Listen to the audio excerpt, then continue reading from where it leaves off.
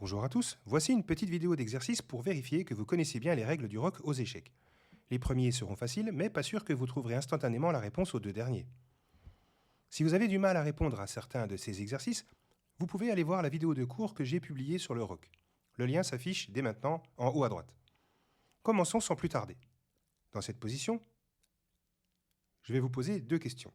Premièrement, lequel des deux camps a le droit de rocker? Deuxièmement, de quel côté a-t-il le droit de rocker? Vous avez 5 secondes pour répondre, mais si vous avez besoin de plus de temps, n'hésitez pas évidemment à mettre la vidéo sur pause.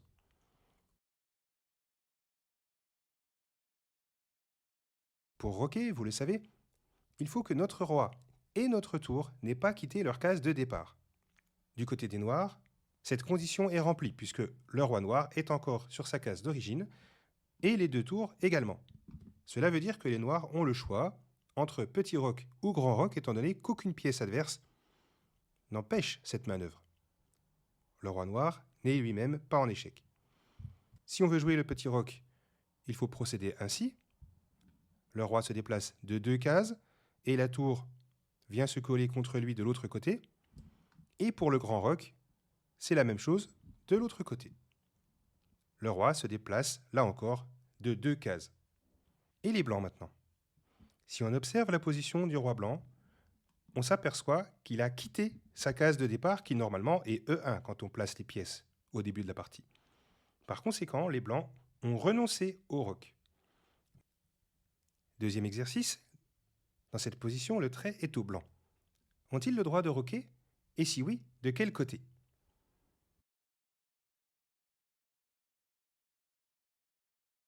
Si vous avez observé la position du roi blanc et des tours, vous vous êtes rendu compte qu'ils n'ont pas quitté leur case d'origine.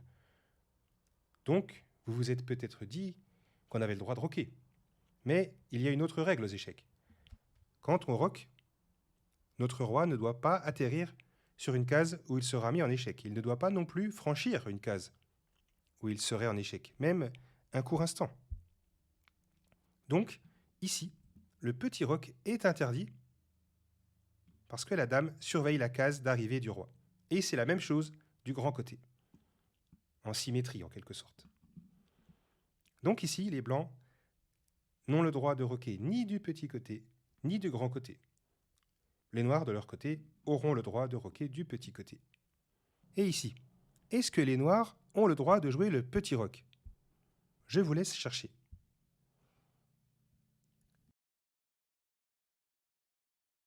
Eh bien, la réponse, c'est oui. Les noirs ont le droit de jouer le petit roc ici. Leur roi n'est pas en échec, il est bien sur sa case d'origine. La tour est toujours sur sa case d'origine. Et si le roi joue le petit roc, il ne va pas passer sur une case où il pourrait être en échec. Donc, les conditions sont réunies pour effectuer le petit roc. Vous allez me dire que la tour est attaquée par la dame, mais le fait qu'elle soit attaquée n'est pas un problème. C'est le roi qui ne doit pas être attaqué quand on rock. Donc, petit roc est tout à fait possible ici. Et au passage, on met notre tour en sécurité. Les blancs, de leur côté, ne peuvent pas rocker pour le moment, étant donné que la tour n'est plus sur sa case d'origine, mais comme le roi est encore en place, et que la tour H1 l'est aussi, on pourra rocker à condition de sortir ce fou. Pour finir cette série, je vais vous demander de regarder attentivement la partie qui va suivre. La question arrivera à la fin et je vous mets au défi de trouver instantanément la réponse. Cette partie a été jouée il y a exactement 100 ans par Richard Reti, qui était un des plus grands joueurs de l'époque. Il avait les noirs et il a joué un coup illégal. Vous allez comprendre pourquoi ce grand joueur n'a pas respecté une des règles essentielles des échecs. Je vous montre cette partie sans trop l'analyser car ce n'est pas le but ici. E4, cavalier F6, E5 attaque le cavalier, cavalier D5, cavalier C3, propose l'échange des cavaliers qui est accepté. Les blancs reprennent du pion D, cavalier C6 attaque le pion du centre, cavalier F3 le défend, D6, fou B5, on cloue le cavalier qui ne peut pas bouger à cause du roi qui est derrière, le roi serait en échec si le cavalier bougeait. A6, on chasse le fou, qui décide de s'échanger contre le cavalier. Fou F4, on sort ses pièces. Tour B8, on occupe la colonne ouverte, ou plus exactement semi-ouverte. Ça, c'est essentiel. Quand on a des tours, il faut les mettre sur les colonnes, quand elles sont ouvertes ou semi-ouvertes. Le pion se protège en jouant B3, E6, Dame D3, D5.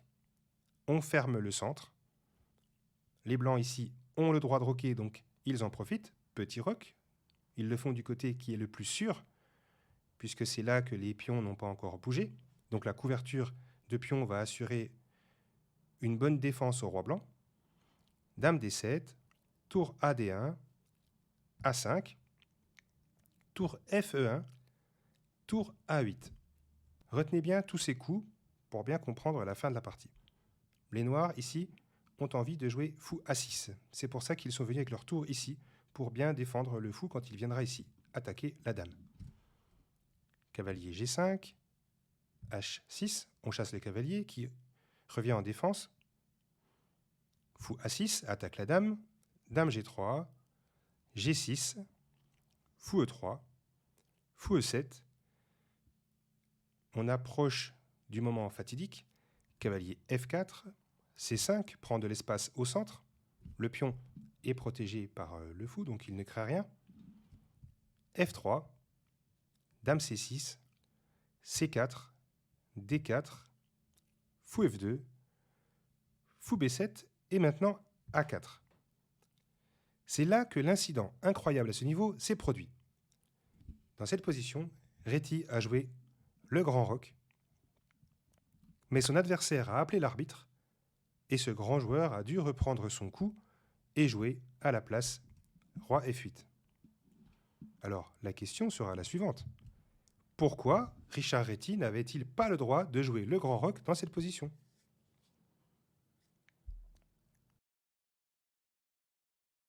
Si vous avez suivi la partie, vous vous êtes rendu compte qu'au 8e coup, les noirs ont joué tour B8. Donc, ils ont bougé leur tour. Et après, dans la partie, au 13e coup, donc 5 coups plus tard, ils sont revenus en A8 pour créer la menace dont j'ai parlé tout à l'heure. Donc, même si la tour était sur sa case de départ au moment de l'incident, elle avait déjà joué 2 coups. Ce qui veut dire que le roc des noirs du grand côté était tout simplement interdit. Voilà, si vous avez trouvé pourquoi ils n'avaient pas le droit de jouer le grand roc ici, je vous félicite. Ça sera tout pour cette vidéo.